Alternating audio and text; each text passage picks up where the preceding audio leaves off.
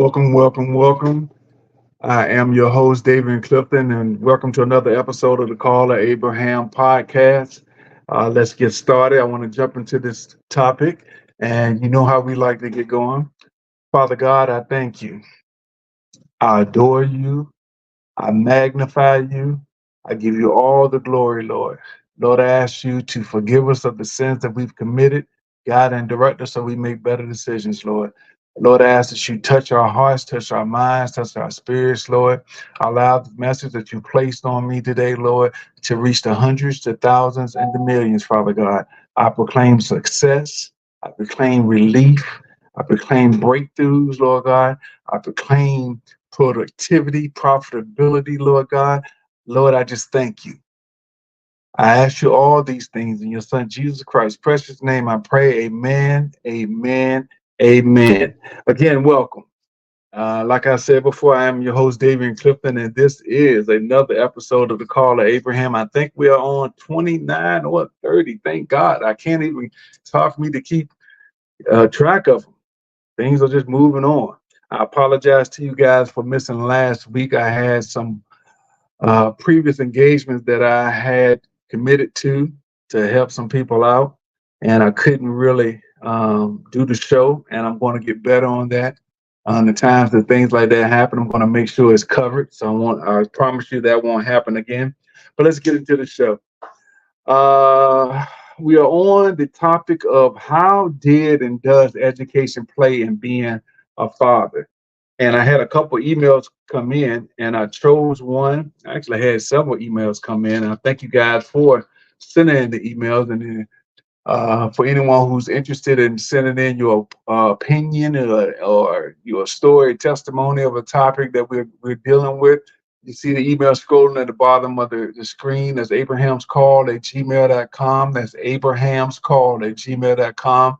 Feel free to reach out to me if it's about a topic that you want to discuss. If it's about a topic that we are currently discussing. If you have a testimony that you want to share, please send it in. I promise you that if it's relatable to what we're talking about, I will share it.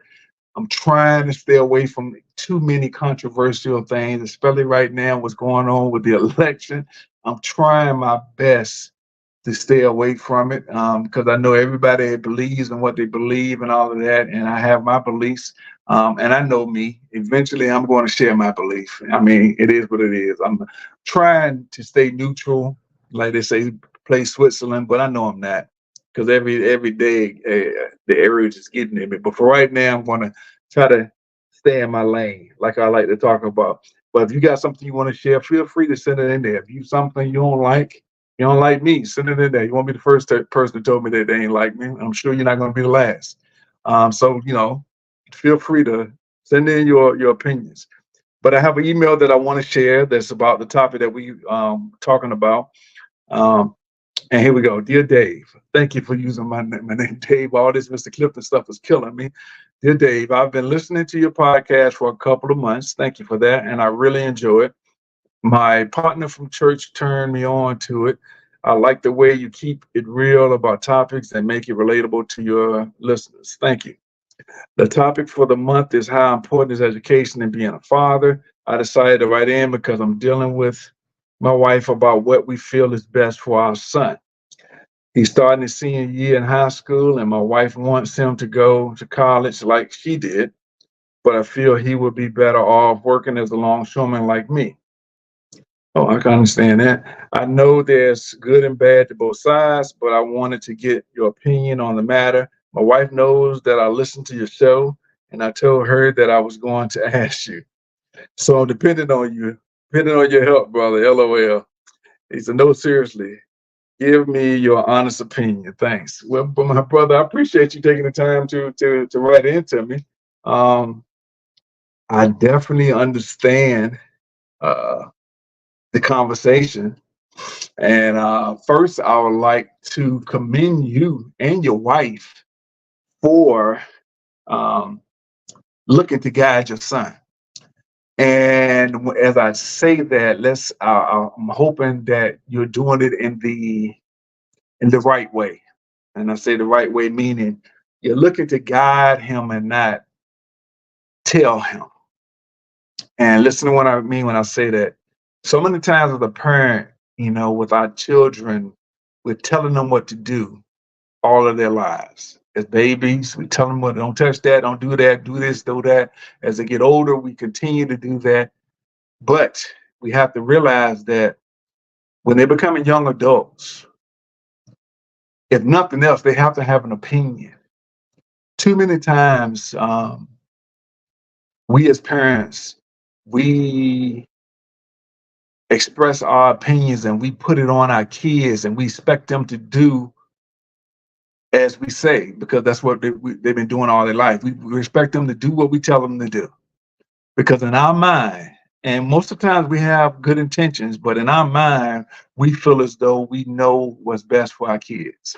Can't nobody tell us about our kids. Can't nobody tell me about my baby, even though your baby may be crazy there, but don't tell me about my baby. Don't tell a mama about her child. That's the way it is. Especially black mama. Don't tell a black mama about her child. Her child could be Jeffrey Dahmer eating people. Don't tell her. She don't want to hear that. But anyway, too many times we fail to involve our children in the direction of their future. And that's the best way I can say. Too many times we want to tell them because as we always say, we feel what's best. We feel we know what's best for them. And we might, but that don't necessarily mean that that's what they want. And you say, well, he don't know what he wants. Okay, that may be true, especially dealing with something like this. When you're dealing with college, so many young people go to college without a clue of what they want to do. So many, I mean, hundreds, thousands go to school just for the sake of going to school, and they don't have a clue. And I can tell you that from experience because that was me. That was me. I didn't even plan on going to college until midway through the fall. Well, one semester in high school, there was 9 weeks where after the first 9 weeks of high school in my senior year, going to college wasn't even on my radar.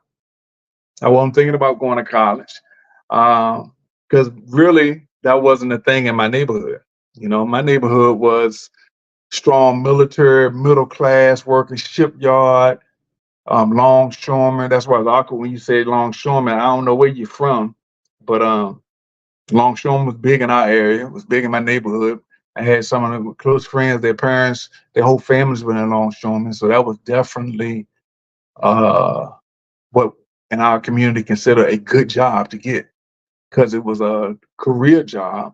It was a job that could take care of your family very well, could provide a good living for your family. It was a job that was accepted in the community. I mean, had a little status to it. You got a job at the shipyard, as a longshoreman with the railroad. Those were considered good jobs.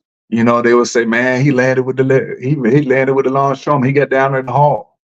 He got a job at the yard. So man, he got with the railroad. Those were jobs that you was excited to get, and you plan on being there, doing your 40 until you retire, because those were the things that we saw our parents do. Not many back then, and when I say back then, I'm talking about the 80s, mid 80s. I came out in 85 in high school. In my neighborhood, not many was going to college. Not many were talking about, especially not the guys. Now some of the girls maybe, but not the guys. That wasn't a conversation that we had. And it was ironic with me. And I've told the story before on the show, and I'm good. You guys may be sick of hearing it, but it's my life, so you're gonna hear it for as long as I'm on the show. Only reason I consider going to college because I was playing ball, and I started getting recruited. And even then, I didn't know what that meant. One day I came to school, the guy ran up to me and said, "Hey man, your name is in the sports page for most wanted in the area. Tidewater, most wanted in the area. Tidewater, Virginia, for those who don't know, That's in the 757 area code in the Hampton Roads area in the Norfolk, Virginia Beach, Chesapeake area. We used to call it Tidewater back then. I was in the Tidewater most wanted. I was the number 3 in the most wanted at that time. And that meant that I was most wanted. I was one of the most wanted football players by colleges to play football, D1. Again, didn't mean anything to me. When the guy told me that, I was like, okay. At that point, my name had been in the paper a couple of times, not a lot. I was a decent player. I wasn't no superstar by no means. I had a couple articles in the paper. I've had some decent games by that time by my senior year. So, being in the paper really wasn't a big thing. I mean, it was a big thing, don't get me wrong, but it won't, life changing. So when he told me that, I said, okay. And then I noticed that people started coming to me, asking me to go to this college, go to their college to play ball. Some of them were just so big schools that I wouldn't even consider it, like Michigan came, UCLA, University of Tennessee, Clemson. I was like, no, I'm not even considering playing at those levels because those places was just too big for me. My mind couldn't even accept the fact that I could do that. I had just got to that point where I was respected in the area, and that was always my goal. I just wanted to be able to hang on the corner and be able to have, conversations. Say, yeah, man, I had a good game. I did my thing. You know, so go to college. No, nobody in my family at that point that I knew of had went to college. My older sister had went for, I think maybe a year, but she got pregnant and then she moved. She dropped out and started living life. My daddy didn't finish school. My mama finished high school, and then that was it. And so college wasn't wasn't embedded in us. We didn't think about college. Excuse me. But I had thought about longshoreman because my one of my closest friends, his dad that lived across the street from me, his whole family were longshoremen. Another one of the guys played on the football team with me. His whole family were longshoremen. Matter of fact, 2 or 3 of the guys, our whole families were longshoremen. Their daddies were very respected in the neighborhood. Everybody knew them and all of that. Had a lot of people that worked at the shipyard. Shipyard is big in this area. A lot of people worked in the shipyard. A lot of people working in the government at the time in high school. My mother had a government job, and those are the things that people say were good jobs. Civil service, you can get with the government, you can work forever. My stepfather at the time was in the military. We're big. I think this is the largest or second largest military area in the country.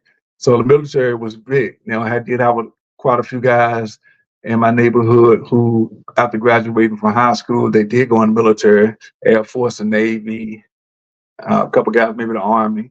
So those were the natural things. I had considered the military because we was in the high school. We had the ROTC and the junior ROTC they call it, and that was a big popular thing for the blacks in our school because it was one of the most fun class that they offered at my high school. So everybody wanted to be a part of that. Everybody wanted to be in there because they had most fun. And I made it up to deputy squadron commander. He would never let me be the squadron commander. That was a whole nother issue. I ain't gonna say race, but on the line. But but because I was that, if I had decided to go into the military and I had that background, I went in, I think as a E2, E5, I don't even know what the level would have been, but it would have been a step above the natural. So those are the things that was in my mind. And so when I'm saying that to you, I'm saying, have you sat down with your son and actually asked him? I know you know your son, and maybe you're saying that he needs to get a job because maybe you don't consider him the college type. And not to say that he's a bad student. Maybe you don't think he's the studious type. And maybe that's because you think that everybody go to college is like super academic. I did. I wasn't a studious type. Had good grades, but I had good grades because of the threat of my mother. I wasn't the studious type. I didn't have good study habits at all. But high schools came natural to me. It wasn't I never put in the effort, and I always made AB honor roll. I never had to struggle. I never had a hard class. I was always very good in math, so math came easy to me. Um, I struggled with English a little bit because I was lazy, but everything else was memorization, and I was able to do that. And I always never got anything less than a B because my mom always threatened me with that. She would take me off the team if I got brought home anything less than a B. So I learned how to make it work. But if you think that about your son, college could be good for him because if he ever gets there and he gets challenged, he may find something that catches his eye. He may find something that really intrigues him. Because the only thing about college, especially undergrad, and I'm telling you this from the business side. I've been in corporate America and entrepreneur. Um, and when a human resource person looks at a person's resume and they see that they have a bachelor's degree, all that tells them is that they are capable of learning. That's it. Because most bachelors don't teach anything in one particular subject that you would know enough of that you can automatically go and start working. They still have to train you.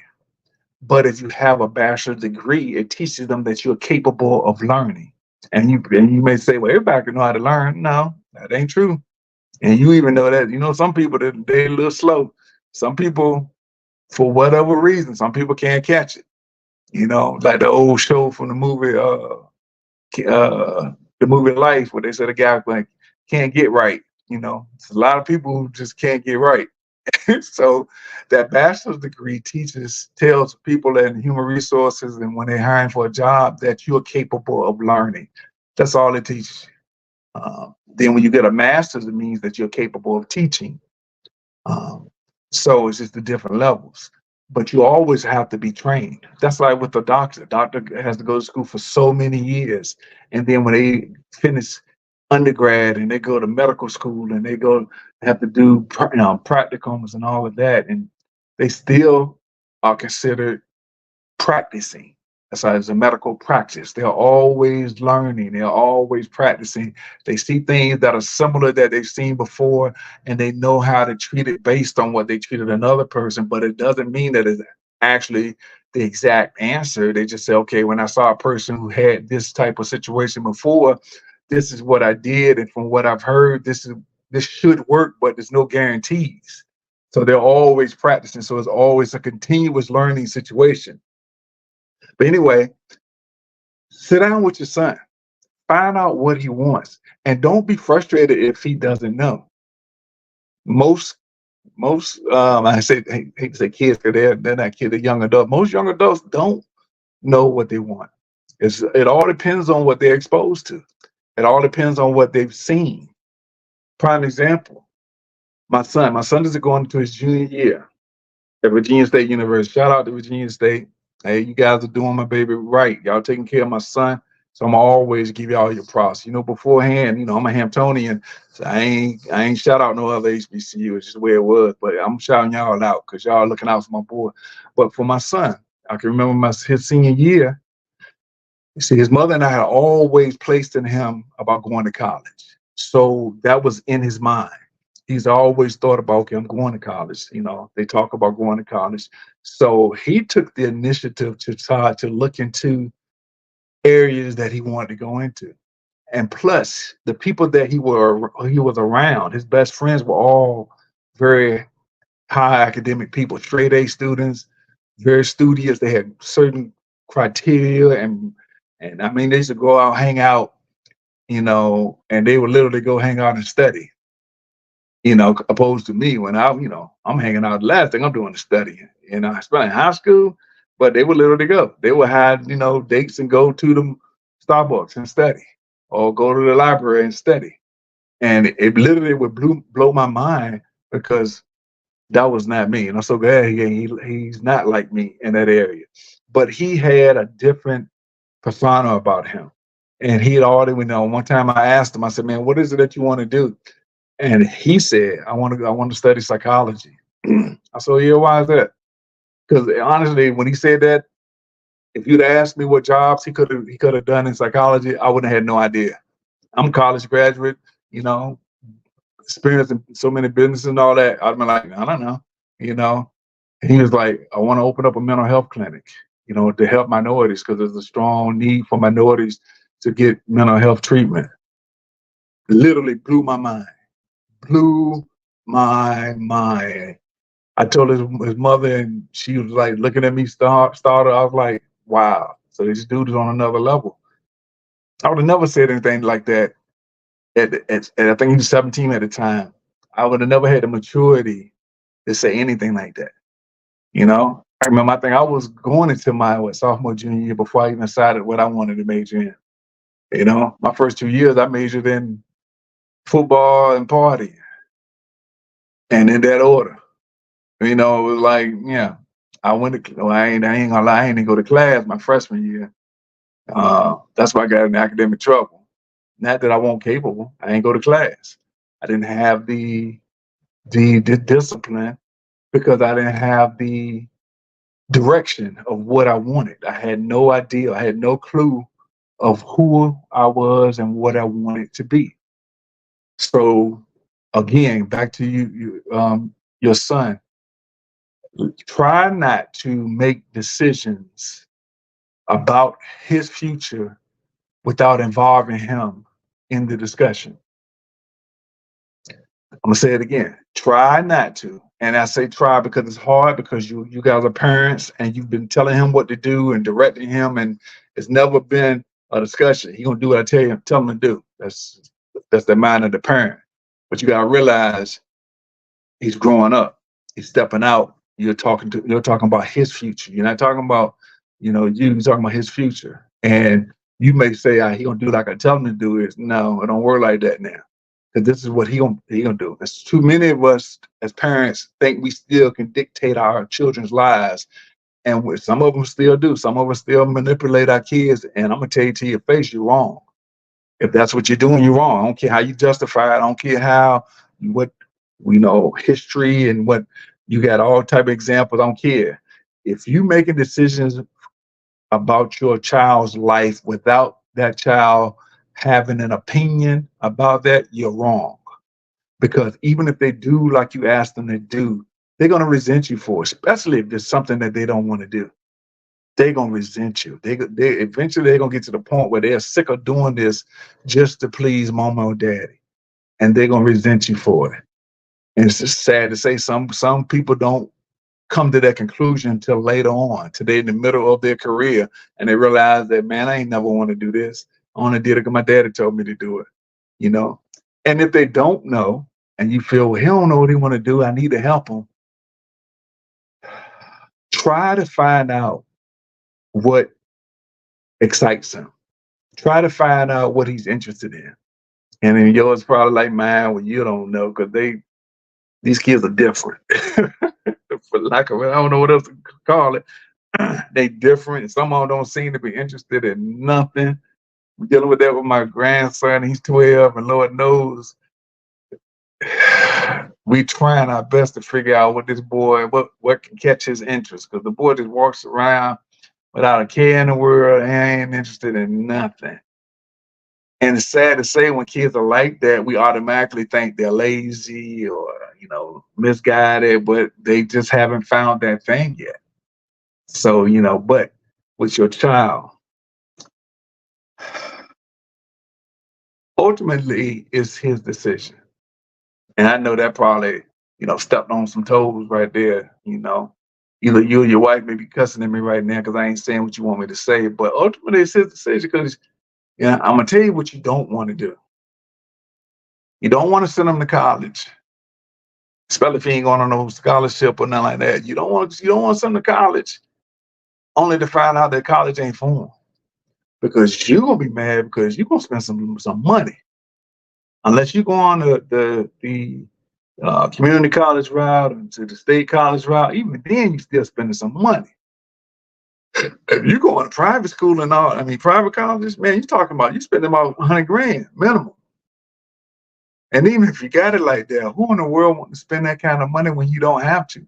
I know you could think of a million things to do with that money other than throw it away. Because if he doesn't want to go, he's going to go because you tell him to go. And he may even do the minimum just to keep you off his back, just to keep you pleased. But eventually it's going to come up that he did it just for you. He didn't want to do that. And even if he get out and start working, eventually it's going to come out that he's doing it for you. And he needs to be doing it for himself. You know, uh, I can respect you, my brother, on about to go into longshoreman because you know, like I said, I had people at longshoreman. I scabbed as a longshoreman. I scabbed while I was in college.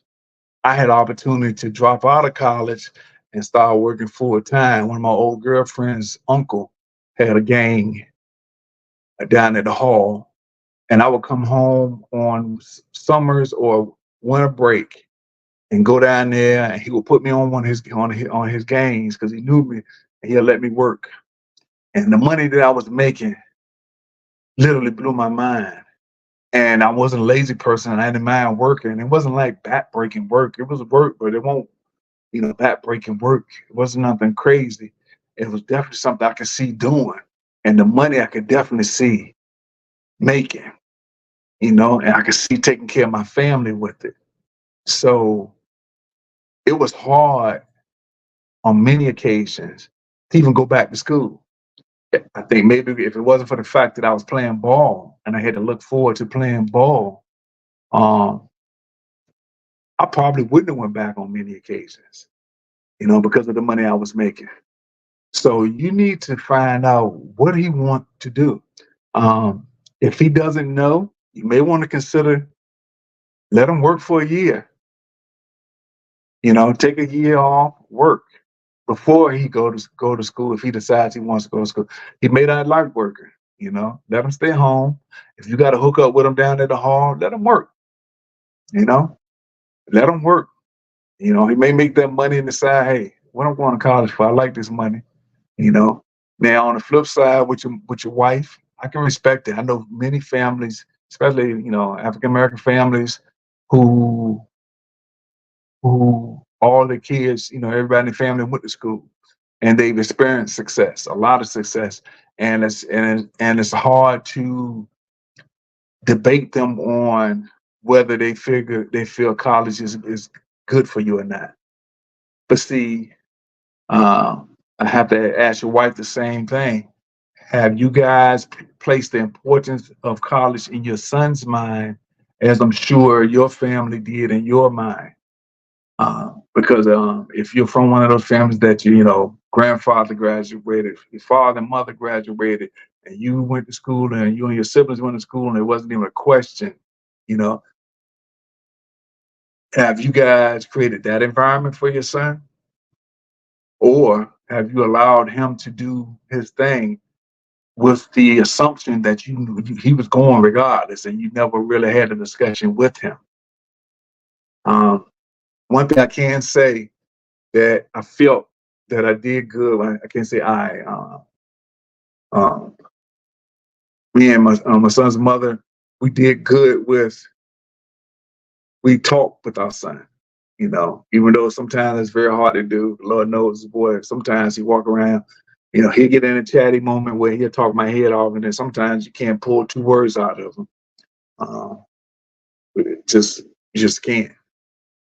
That's just the way it is. But we did talk to him. We did have an idea because, first of all, if he told me that I don't want to go to school, okay, man, he ain't got to go to school because he wasn't a bad kid. Never been a bad kid. Never gave us any trouble. Always did what we asked him to do. Always did his work. But if he decided he didn't want to go, we weren't gonna make him go. He had four sisters. You know, only two of them went to college. The other two, they said they didn't want to go, and we didn't make them go. They work. They got jobs. They doing their thing. They living their life. They're good people. And I feel that's our job as parents is to raise good people, people that other people respect, people that treat people with respect, people that other people like as people. You know, you know, I don't think it's our responsibility to raise the next president or the next CEO or the next superstar. You know, if it happens, that's wonderful. I think our responsibility as parents is to raise good people, people that can contribute to society in whatever way, because everybody contributes differently. Um, but I think that that's our responsibility. Of course, you want the best for your children. Of course, you want um, them to succeed and exceed what you've done. Um, but that's for up to them to do.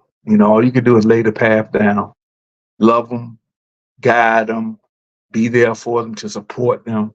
Let them know that, hey man, no matter what, I got you. I tell my son all the time, I say, dude, you can't disappoint me. I'll never turn my back on you. If you do something that I don't agree with, I'm gonna let you know. But I'm gonna let you know with love. I mean, you're always my dude. Especially my son, he's my namesake.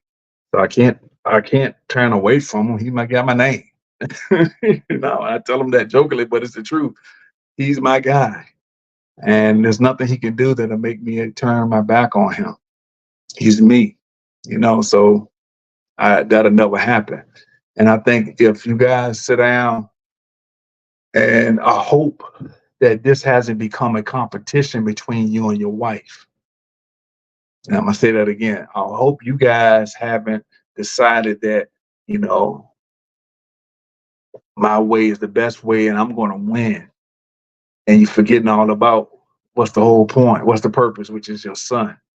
You want your way to win so you can almost like have one up on your spouse.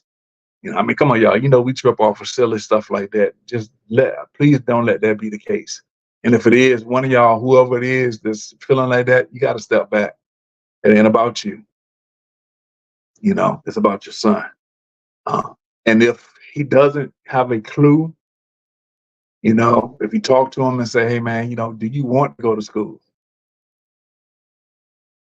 And see how he responds. If he do the natural where they all keep, I don't know. I don't know. If that's who he is all the time, then okay, not a big deal. But if that's not who he is and he's saying, I don't know, that means he really don't want to, but he don't want to say that because he think he's going to upset one of the parents. So you got to have a heart to heart with him. You got to find out. This is major, man. Too many parents encourage our kids thinking it's best for them only to find out that that's not what they want. And you spent money, you spent time, you're putting them in positions that they may not be comfortable with. Going to college, if they want to go and they're not sure, let them go to a community college, take a couple classes and see how it is while staying at home and work. Let them do both, a little bit of both worlds. But one thing, again, I have to commend you on is being involved with your child. But, and I have to say that again, do not do this for your recognition. Do not do this because you want to, win an argument with your wife or win an argument with your husband. No, this ain't about you. This ain't about you. This ain't set your pride down. It ain't about you. It's genuinely about your child. Find out what he wants. Find out if he have an idea what he wants. If not, then say, hey, how about you take some classes at the local community college, and get you a part-time job, or get you a full-time job and take some online classes. You ain't got nothing else to do, or just to figure out who you are, because there's a lot going through his mind right now. In the senior year, he's either scared or excited, or a little bit of both. A lot of kids are so excited the senior year, they graduate, they got our stuff going on. A lot of kids are petrified because they have no clue on what they're gonna do. High school is a peace or solace place or where they can go to fit in, and then they're about to lose that and they got to start all over again. That's terrifying to some kids. You got to find out. Who your child is and what they need and what they want and what they desire. And your desire should only be that they are happy. I know you may have an idea of him walking across the stage wearing a cap and gown and y'all doing your thing, or he walking across the stage at college, or you working down in the yard, working down in the hall with him, and you see your son coming in, he becoming a man. All those things are you. That ain't about you. It ain't about you, and it's about what he wants. So you guys got to try to help him figure that out without telling him what to do. Ask him what he wants to do. Ask him what, things that he wants. I know one thing I did with my kids. I literally sat down with them and went over the careers. I did this with my daughter, my second oldest. She was working and she was going through a struggle getting her nursing license. And she got a job, as a CNA, but she already graduated from college. She just had to pass the nursing exam to become a full RN. And she was getting frustrated because she couldn't pass the test. And the test is hard. A lot of people fail the test. A lot of people quit after failing the test. And I had to sit down with her. I said, look, okay, this forget about everything else. Let's just talk, basics. How much money are you making right now? And she was making like $10 an hour. But she had no real bill. So in her mind, she was all right. I said, okay, I can tell you that you ain't making no money, but you ain't gonna listen to me.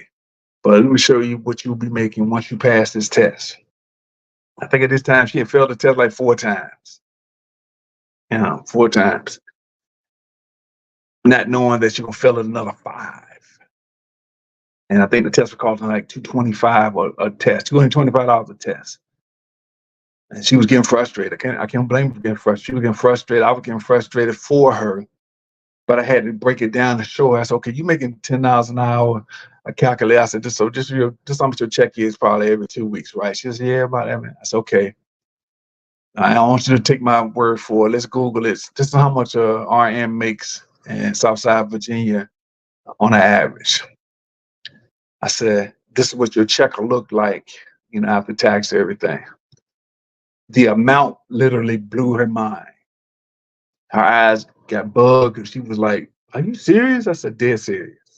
I said, so if nothing else, I said, I don't give a damn how many times you got to take the test. You keep that amount of money in your mind.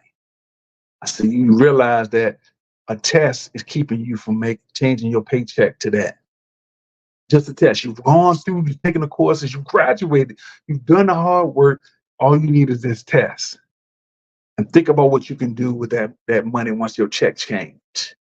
And I can remember to this day, the day that she passed the test. I was working. She called me and she was crying. And I immediately said, Lord, she failed the test again. I was getting so upset because I wasn't mad or disappointed. I was feeling for her because I know how much it was hurting her every time she failed. Because she'll fail with 2 points, 3 points, 5 points. And that'd be it. And she failed it. She called me the day she was crying. I heard her, she said, Dad, pass.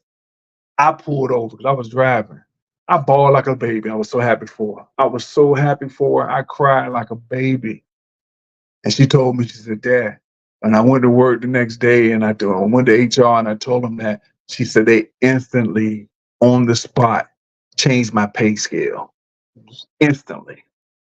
And I think her pay went from like $10 an hour to like $26 an hour. You do the math. That's a different check. That is a different check. And so you need to sit down with your child and say, okay, let me give you some options of what you need. I can remember back in the day, old Bill Cosby, when the Cosby Show came out, and they did a show with Theo, and he wanted to go out and get a job, do his own thing, and they was telling him how much money would be, how much it would be for rent, and how much you have to pay for this, and how much you would pay for that, because you got to realize kids don't think about that. Kids don't have any clue. If they never paid a bill, they don't have a clue. So break it down to them. Break it down to, okay, if he goes to college and he graduates for whatever degree he gets a degree in, find out how much they're paying on the average with that degree, and find out how much he's gonna make when he go down to the hall when he's a longshoreman, and compare the two. Find out what he would be doing and what type of work he'll be doing with that particular degree, and tell him what his day would be working down in the hall, and let him decide. That's a real talk. That's a real talk. Let's get away from all these scenarios, because scenarios don't do no one no good. Talk, brass talk, sit down with them and show them numbers so they know what they're doing and why they're doing it. Break it down to them. Because right now, this is a major decision, probably the first major decision for your child. Because again, you guys probably did all the decisions for him. Break it down to him. Plus, if he does decide to go to school, he'll know why he's going instead of being, caught up walking around in la la land and he caught up in the excitement. Oh, I'm in school, but he don't know why he going to school. He don't know why he needs to get up and go to that 8 o'clock class. He don't know why he need to tell his boys, man, I ain't going to the, to the gym jam, like they call them now, because I got a paper due. He'll know why. He'll have an idea. Or if he decided to go to work, he'll know why. Because he know he got money, because he gonna have them bills coming. Let him make the decision, but you have to give him all the information that he needs to make that decision. But again, I want to commend you guys because this is an exciting time for your son, but also for you guys as parents, because you feel as though, hey, I've reached a milestone, I've reached an accomplishment, and applaud your work and applaud yourself, but don't mess it up by trying to influence him to do something that you want.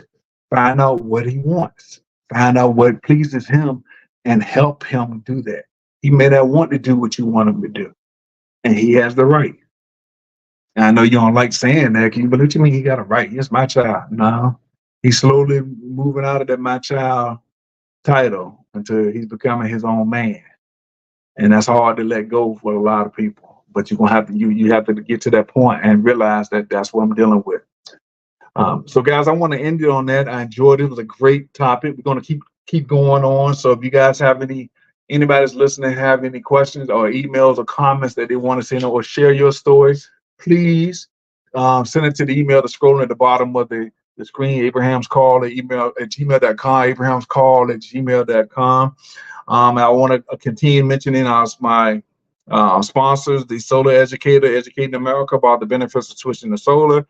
You can reach out to me, the solareducator at gmail.com or 757-277-8932. I'm helping residential as well as commercial and churches. If you have a church, you're a member of a church, there are government programs that we're really pushing strong right now that are helping churches to eliminate their electric bill. And any pastor, any deacon, any trustee, you realize how much your electric bill is. If you have any type of membership, reach out to me. We are in all 50 states. If we can help you, we can do something for you. We are helping a lot of people. And the worst case scenario, at least you would know.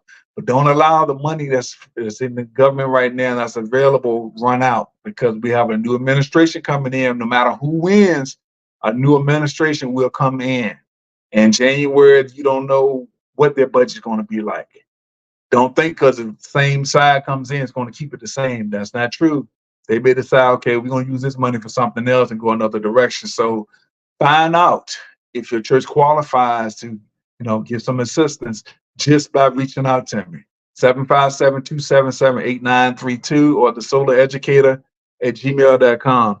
And also my publishing company, Day Day Publishing, changing the publishing industry one book at a time. And yes, my book is still coming out. Please don't hold my feet to the fire, but I'm trying my best to get it done as soon as possible. I'm fighting on a daily basis with that. And let's end the show with the pledge, called Abraham Pledge. I pledge to accept the responsibility of being the head of my house and acknowledge that this is a privilege, not a right, to provide for and protect my family, to set the proper example in all my doings for my family to follow, to be an asset and not a liability to my family and my community, to always strive to do what's right and realize that it's not about me.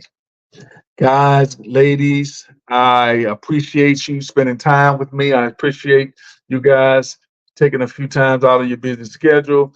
Tune in every Wednesday on all social media outlets at 7 p.m.